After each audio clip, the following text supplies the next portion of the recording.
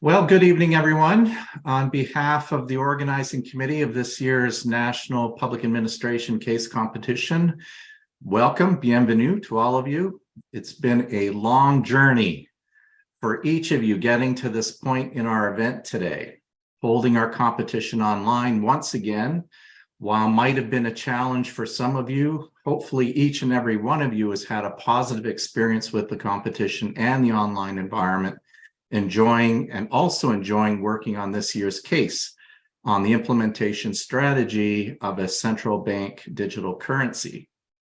This is the 12th anniversary of the competition, hard to believe.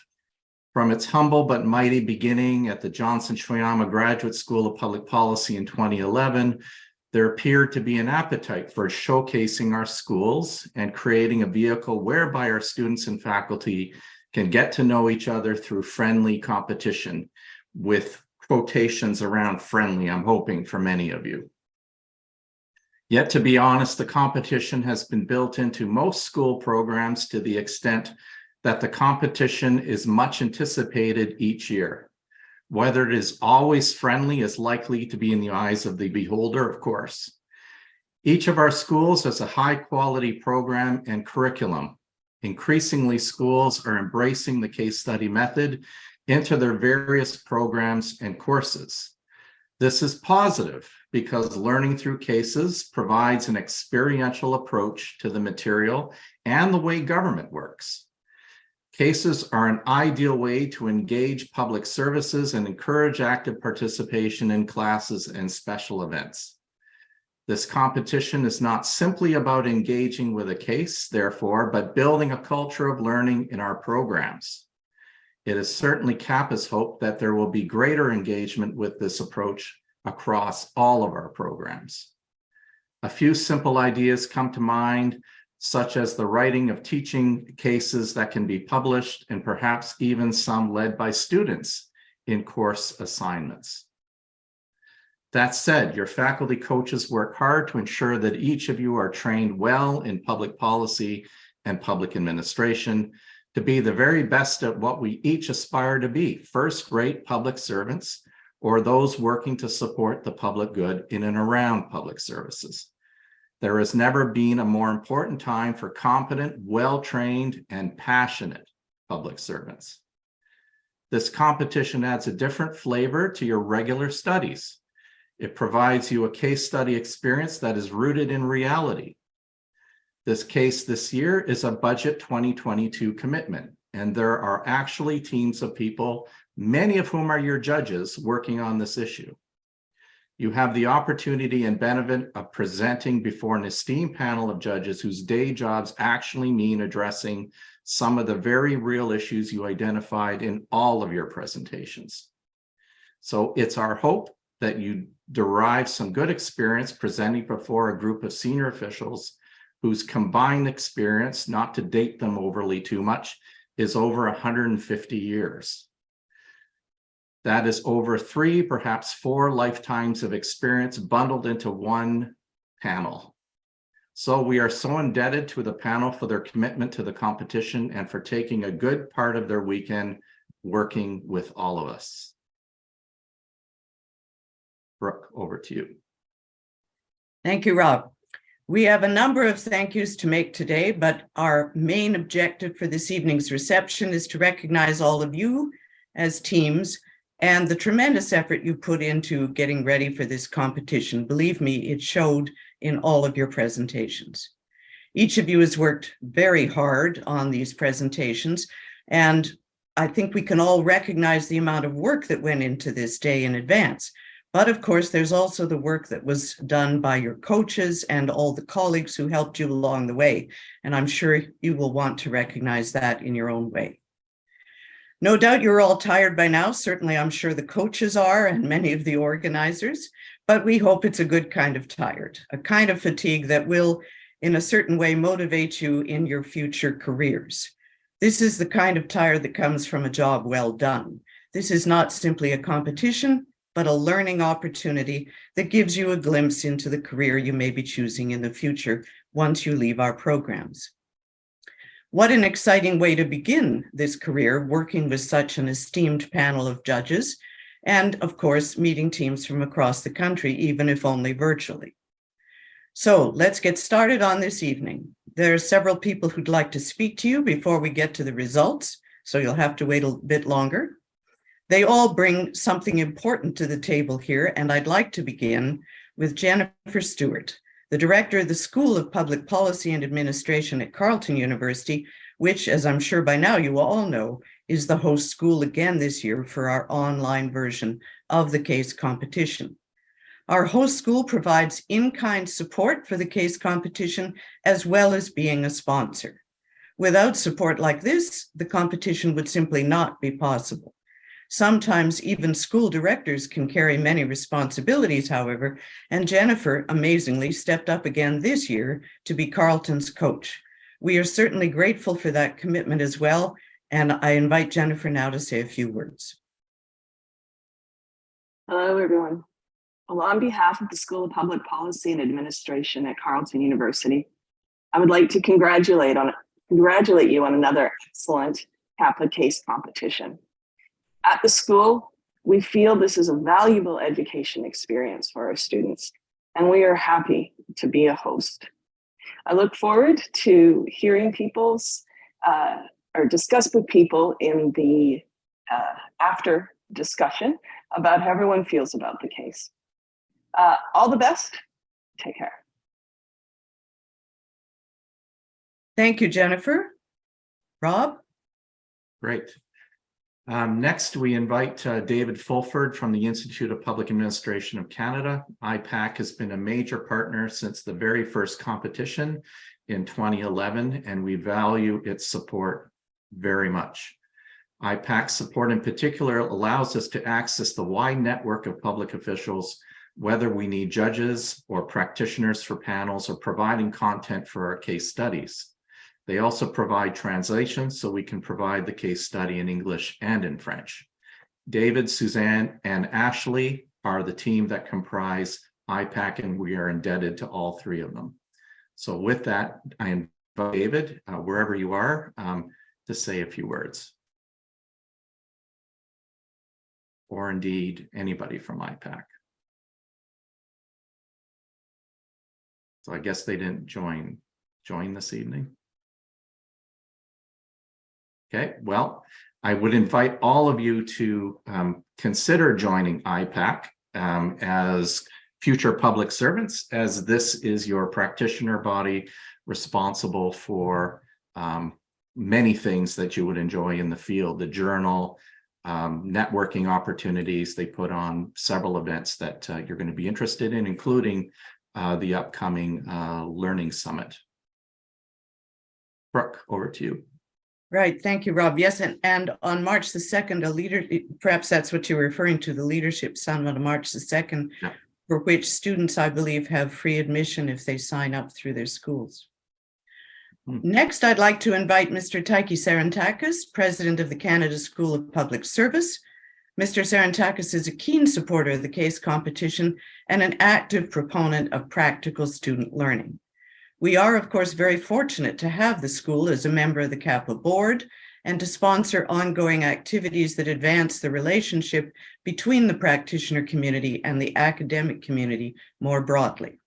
Mr. Sarantakis was also the head judge this year, and you'll be hearing from him again shortly in that capacity.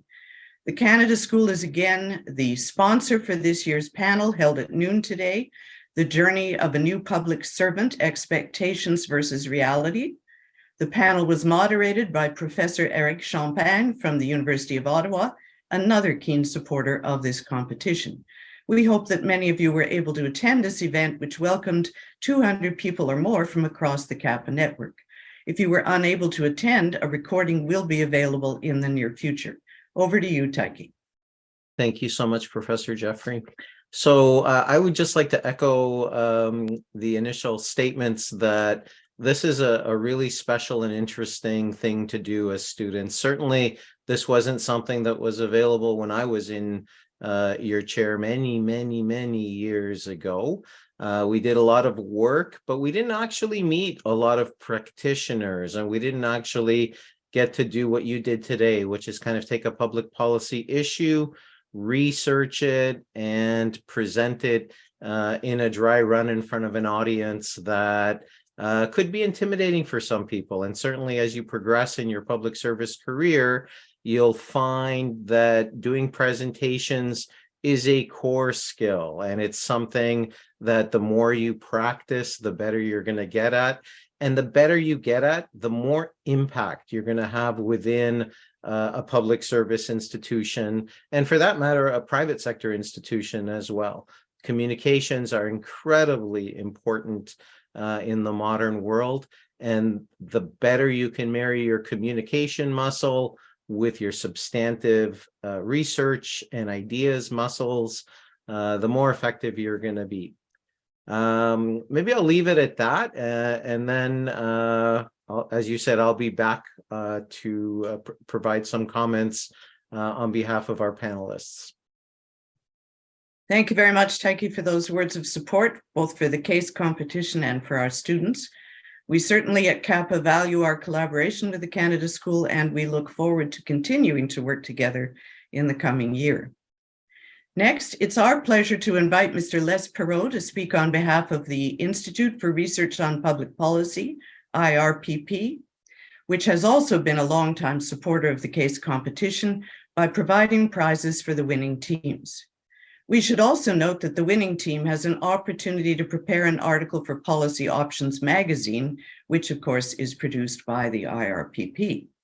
It is another way to work with your coaches on what you learn from the case study as it relates to real-life conversations on the content.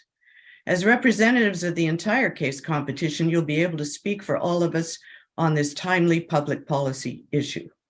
We welcome Mr. Perreault to offer his own insights on the competition. Over to you, Les.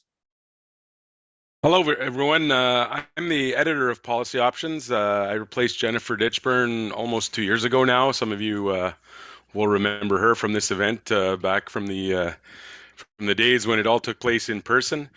C'est un grand plaisir d'être avec vous ce soir pour voir les résultats de ce grand concours. Je n'étais pas présent pour écouter vos présentations cette année, mais avec ce que j'ai vu l'année passée pendant le concours, je sais que l'avenir de la politique publique au Canada est en bonne main. Last year, I was very impressed. I sat in on some of the sessions on homelessness and rough sleeping, and it was very impressive. I didn't get to sit in this year. I had other commitments today, but it's really, I was very blown away last year by what I saw, and I'm sure you lived up to that long tradition that this contest has established of excellence. As some of you know, the IRPP spent much of the last year celebrating its 50th anniversary. The IRPP was launched in 1972 from an endowment, with an endowment from the federal government and donations from several, I think most of the provinces actually, and some private sector money, because the federal government was looking for some independent outside advice on public policy. And I was just reflecting on how this contest kind of feels like an extension of that, where we're introducing a new generation every year to this concept of how to provide that external advice on the sticky issues of our time. It's also a great pleasure for us to support this contest. I really look forward to working with the authors of the winning entry. I can anticipate already that with that subject, that making it accessible for a general audience may be a challenge. Perhaps that's a challenge you all had today. And I would just like to remind some of the other familiar names that I see here, one or two familiar faces, and it's nice to put some faces to some names that I know. That Policy Options is always looking for submissions, so please be in touch with your pitches, and anytime you see an issue that requires 1,000 words of expert commentary. So thank you very much, and good luck to you all. Merci, Les, pour ces commentaires très pertinents et favorables. J'ai l'impression que tout le monde est très conscient du rôle que l'Institut joue dans notre domaine, et je suis très conscient du fait que vous avez toujours été très intéressés à nos concours et nos pratiques. So thank you very much, and I will now turn this over to Rob, who is going to move on to something else. Well, interestingly, I have to introduce the president of CAPPA, who's doing double duty this evening, and that's Brooke Jeffrey. So she is the president of CAPPA, and she brings over 25 schools in the network across Canada to the competition to compete. So as you know, CAPPA is the main sponsor and supporter of this event, and I'm sure Brooke will have some interesting thoughts to share on the competition, as putting the president's hat on for a moment, and how much you worked today. Over to you, Brooke. Thank you, Rob. I want to say, first of all, that all of this is only possible because of Rob Shepherd. And I may not have another chance to say that. I may forget to say it, so I want to say it here. Rob has been doing this now for several years because we found ourselves in this peculiar situation where we had to switch from in-person to online. And it happened to be Carleton's year, the final year that we did it in person. And so it just made sense to continue. But Rob has fallen into this role now for several years, and I'm not sure how much longer we're going to be able to keep him doing it, but we hope it will be for some time yet. Over the time that we've had this competition virtually, I've been truly amazed at the ability of the students who are participating to adapt to this virtual world. And I've said this many times in opening and closing remarks before. I'm sure some people are tired of hearing it, but public servants didn't have that opportunity, in the sense that many of them had to go from the real world to a virtual world in the space of less than a week, and didn't have the kind of technical skills that you've all acquired over time and familiarity with the way that the world works virtually. So how they managed to do things in that short period of time, how they mastered the technology and produced the kind of programs that they did in such a short period of time, is really a remarkable story, which I'm sure many trees will die to. Well, we don't cut down trees anymore. We do it all electronically, but there will be many articles written and many books published on how this was accomplished. And I think, therefore, that you as students are entering an extraordinary period where you're going to be able to take advantage of both the ability to work with people who have that kind of experience now, and also your own skills and talents which you've acquired during this pandemic. All of which to say that I think there has been a silver lining in the fact that we've held these competitions virtually. That being said, we are hoping eventually to go, in fact, sooner rather than later, to an in-person setting once more. But over the last 3 years, I've been very impressed with how well everybody has made this transition. And of course, the content just keeps getting better every year. I said to Rob before we started formally tonight that I think if I'd been a member of the team and I'd seen the topic that was going to be discussed this year, I might well have volunteered to leave the team and let someone else do it, because it's an extremely daunting subject. And although I wasn't able to see everybody's presentations, those that I saw partially or completely were very, very impressive. And I think it could be realistically said that you're all winners. So I'll leave it with that. Back to you, Rob. Thank you so much, Brooke, for the kind words, especially on the board and the executive's unwavering support for the competition. I think it's an excellent part of the CAPPA program every year. So we now move on to the next part of our agenda for this closing reception. And this is the part where we hear from our head judge, Mr. Taiki Sarantakis, once again. So he'll provide each of us with some general feedback on how the teams approach the case and the insights into how teams might improve for the coming year. Mr. Sarantakis will be reflecting the general observations of the judging panel, and of course will offer his own insights as well. The judges each took detailed notes of the presentations today, which will be used for your individual team debriefs following the reception. However, the judges also spent some time at the end of the day putting their thoughts on paper regarding overall performance on the case. And I'm sure that Mr. Sarantakis will have some important insights that reflect the comments of all the judges on the panel. So with that, Taiki, I turn the floor over to you to give your thoughts. Thanks so much, Rob. It really, truly is a pleasure to give you some general commentary on behalf of the distinguished panelists that were here today and spent about 8 hours with you, which is no small thing over the course of a Saturday. So I want to thank the panelists to do this. I'm gonna couch my remarks in three respects. The first is I want to say to all of you, congratulations and thank you. Today, you have done your universities proud, you have done your programs proud, and you have done yourselves proud. You have taken an obscure topic that's very technical, but at the same time, an emerging topic.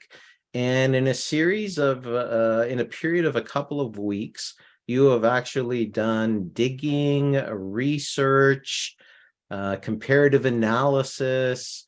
You have looked to the United States, you have looked to other continents, and you've also looked forward, where you've kind of said, here's the world today and here's where the world is going.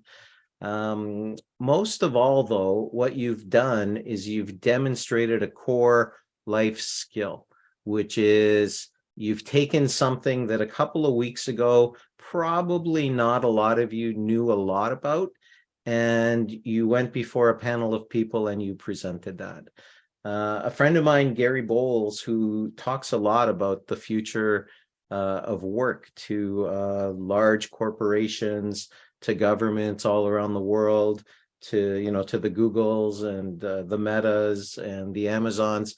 He says that going forward, all learning will be just in time and just in context. And I think you've demonstrated that today.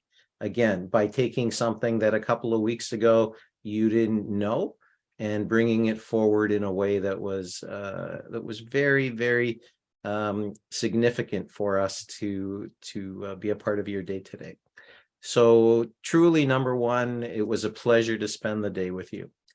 The second thing that we'd like to convey to you as part of the panel is we'd like to talk to you a little bit about the substance of the presentation. Overall, the substance of the presentations were very good. You went down, you got knowledge, you got details, you made linkages, and that was really good.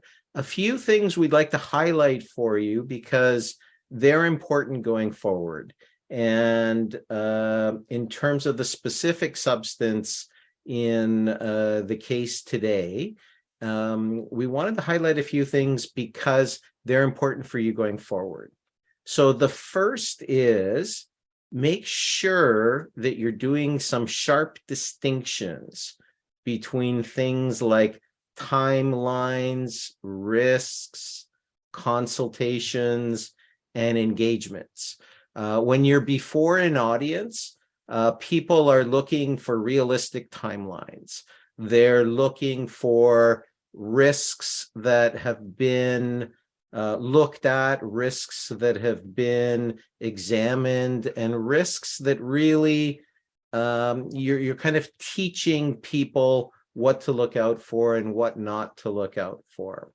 And that same thing with consultations and engagement. It's really important in today's society that we go forward and we do consultations and engagements before we do public policy. It's not like in the old days where, a bunch of people would sit in a room somewhere in the 17th or 18th floor in an office building in Ottawa and just kind of decree things for the rest of society. So pay really close attention to those themes. The last thing we wanted to convey to you is just broad takeaways, forgetting the core, forgetting the case, putting that aside entirely, and just when you forget about the case in the years to come, hopefully maybe you'll remember some of these takeaways. So the first is kind of know your audience, and that was really, really well demonstrated today. We were particularly struck actually by the fact that most of you did land acknowledgements, and that's something that's really important for an audience today. We were really struck by the fact that Most of you came forward in like a very professional way. You were prepared, you were ready. We didn't feel that any of your presentations wasted our time. So that's a really, really important thing for you to remember. Know your audience. The second is really critical, that you make a distinction between your ideas and the presentation of your ideas. I like to think of it as the ideas are the hard work, the digging, the getting it done. And then the presentation of your ideas is something entirely different, which is, how are people going to understand your ideas? How are people going to digest your ideas? How are people going to care about your ideas? And I've seen so many people and groups over the years kind of do really, really good work and then stop. They don't give consideration to how the ideas will be interpreted on the other side. So remember, doing your research, doing your digging, doing your analysis, that maybe is 90%, but if you don't do the last 10%, you're not going to have the impact that you're going to want. The second last thing is, audiences today, very, very low attention spans, and that's not going to get any better.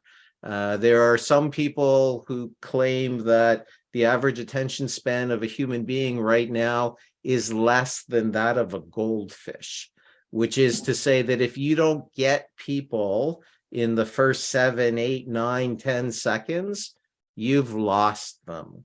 They're still there, they're still sitting there, but in their head, they're kind of like, what am I going to have for dinner tonight? Oh my God, did I remember to pick up the dishwasher detergent? Oh, I think, did I lock the front door? So you want to have a hook to people, because in today's world, people are competing for attention.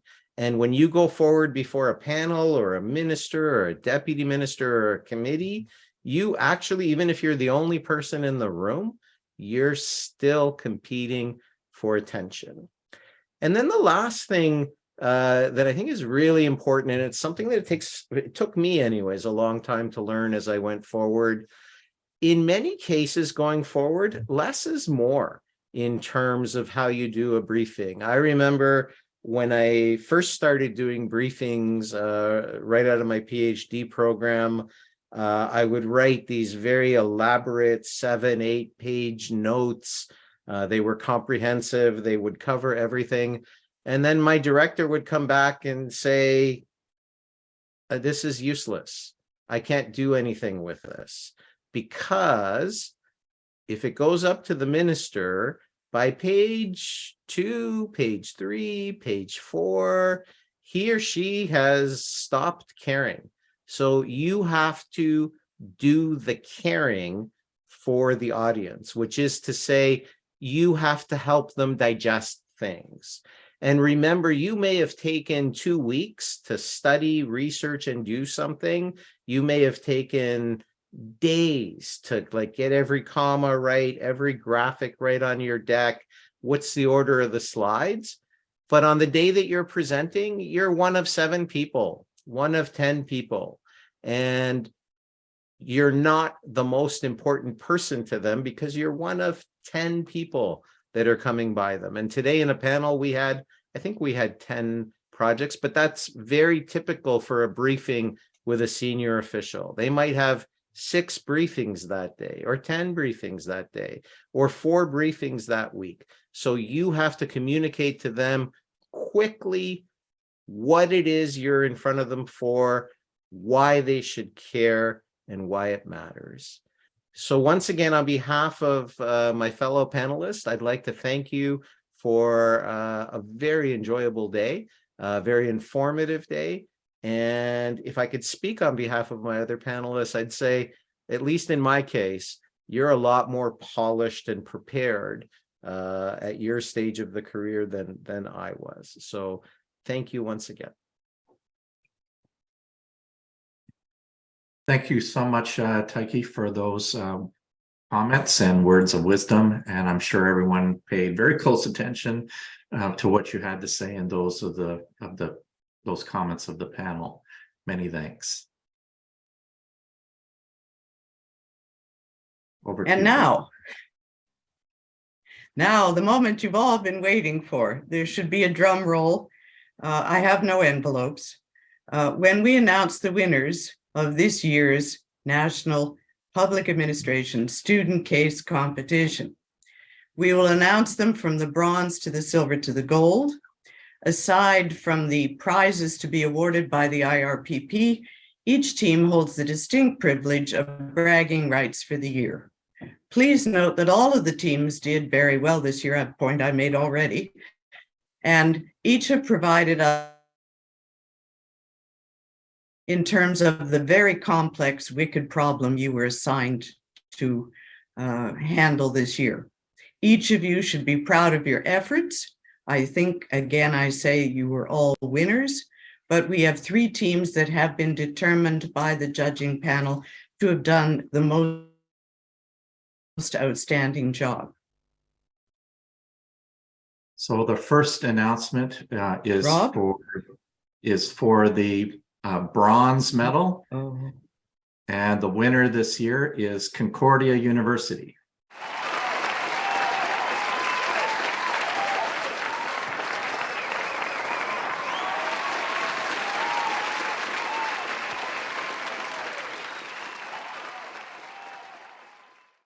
See, sometimes it does pay to go first.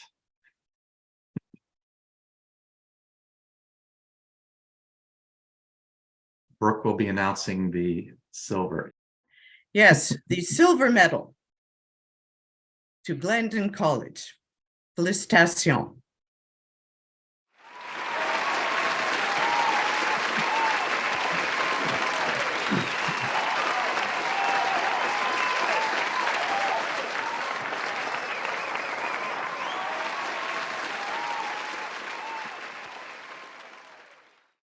Congratulations, Glendon College. And for our gold medal winner for this year, Toronto Metropolitan University.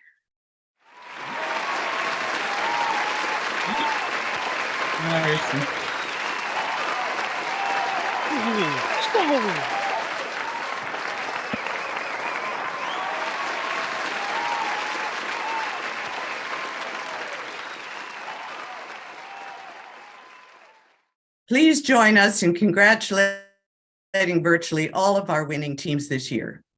We know that many of you who did not place in the top 3 will naturally be disappointed, but as I've said before, as far as we are concerned, every team here today was a winner, not only by being here and representing your school to the fullest, but by the excellent work that you did. There was little to no distance between the teams in terms of the points, something that has been the case really for the past few years. We salute our winning teams, but we also recognize all teams for their excellent performance. I would also like to acknowledge the many people who are joining us on YouTube this evening and who have been rooting for their teams all day. I'm sure that they are joining their teams whether they are on the podium or not. So at this point in our program, this is the point in our program when we as the organizing committee are able to provide our own thanks to the many people who made the competition possible. So we know that our speakers have already provided their thanks. However, there are some individuals we would like to recognize as well. So firstly, this competition simply would not be possible without the generosity of a number of organizations. This generosity is not simply in terms of funding, but in their ongoing commitment to this annual event. So let's be clear, events like this are not free. They take dedication, money, and a lot of effort. So our sponsors are a big part of that commitment. In particular, we recognize IPAC, Ernst & Young, IRPP, Canada School of Public Service, Carleton School of Public Policy Administration, and of course, CAPPA. We should recognize their contributions as a group and be thankful they are willing to give their help to support student learning in this way. Second, we would like to recognize our judging panel this year. Ms. Taiki Sarantakis, the head judge from the Canada School of Public Service, Ms. Shirley Carruthers, the CFO of NRCan, Mr. Ron Morrow from the Bank of Canada, Burak from the University of Ottawa, and Professor Randall Germain from Carleton University, and Mr. Peter Rutledge, Superintendent of Financial Institutions. We can't say enough about their commitment to student learning, their dedication to the case competition, and their extreme generosity in terms of time and spirit, each and every presentation with fairness and rigor. Their efforts are not finished yet, however, as we will see each of them at work once more after this session with our feedback discussion. As a way to thank each of our judges, CAPPA will be making a donation in their name to a charitable organization of their choosing. Again, my personal thanks to each of the judges. Third, we're deeply indebted to the support of Carleton University School of Public Policy and Administration for hosting this event online again this year.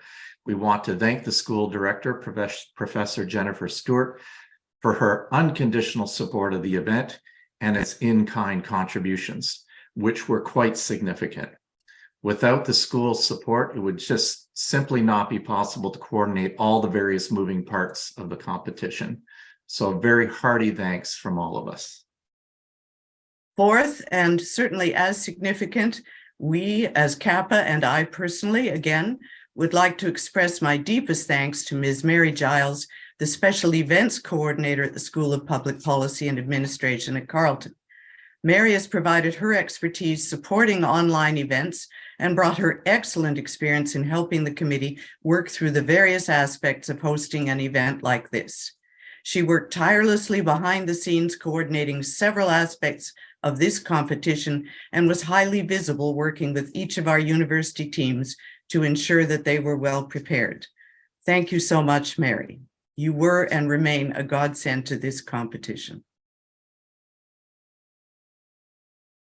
Fifth, we are very grateful for the expert work of Baseline Communications of Ottawa. Their team has provided the utmost of professional work helping the organizing committee bring this competition to the online environment. We're especially appreciative of the efforts of Mr. Jim Huber and Mr. Dusty Langlois.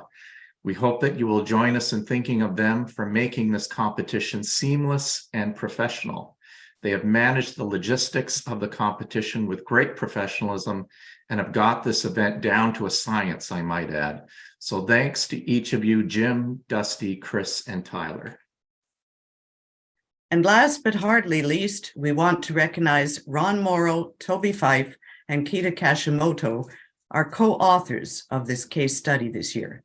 They were each instrumental in providing their deep insights and knowledge into the issue of CBDCs. It is this kind of detailed and expert research that helps to make the case studies we use both relevant, timely, and realistic. Thank you so much to each of you. Seventh, we want to thank Professor Eric Champagne for coordinating and moderating our panel discussion today, the Journal of a New Public Servant, Expectations versus Reality. Professor Champagne's professional approach to the panel was appreciated by everyone who attended. Thank you, Eric, for taking time out of your weekend to coordinate and moderate this panel discussion, and we are deeply indebted for that. I don't think Eric has joined us this evening, but I would have normally asked him to say a few words. Next, we'd like to thank, or I would like to thank in advance, my CAPPA colleagues and the judges for taking the time to provide feedback to each of you. Their experience is highly valuable, and we hope you will take advice from them on how to improve your team's efforts for the next year. Obviously, we hope all of you will be back again next year. Our sincere best wishes to Kim Spears from UVic, Jean-François Simard from l'ENAF, and Geneviève Tellier from the University of Ottawa. Of course, Rob and I will also be joining this team of professors in the post briefings. Next, we want to express our greatest gratitude to all of our coaches, and we are certain each of you will want to acknowledge their dedication and support of your team's efforts. This time is well over and above the call of duty, and we thank you all for your passion to support student learning and your own students.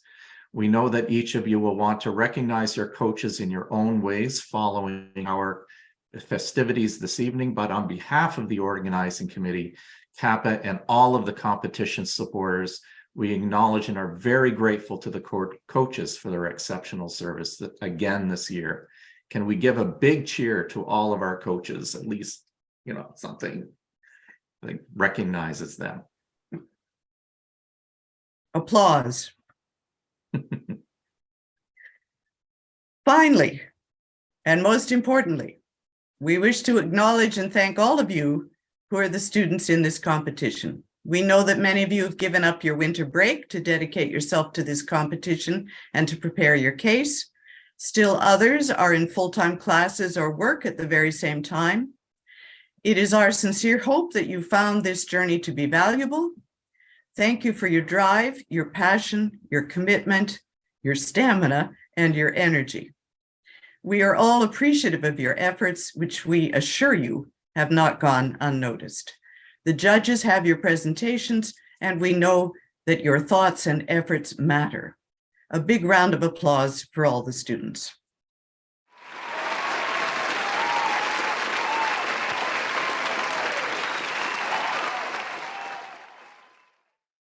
So this is now the part of the agenda when we can now begin moving into our final segment.